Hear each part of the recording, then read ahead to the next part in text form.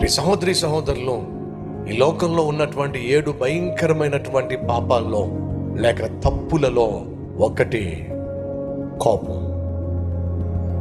మొదటిది గర్వం, రెండోది కోపం. బైబిల్ సెలవిస్తుంది, కోపము మానుము, ఆగ్రహము విడిచిపెట్టుము. నరుని కోపము దేవుని చిత్తమును నెరవేర్చును. కోపిష్టి అనేవాడు, కోపంతో రగిలిపోయేవాడు ఎప్పటికీ కూడా దేవునికి ఇష్టుడిగా జీవించటము సాధ్యము కానే కాదు. నీ కోపం అంతటిని కూడా నువ్వు రిలీజ్ చేసేసి నువ్వు అన్నాలన్న మాటలు అనేసామనుకో, నువ్వు రిలీఫ్ అయిపోతావు.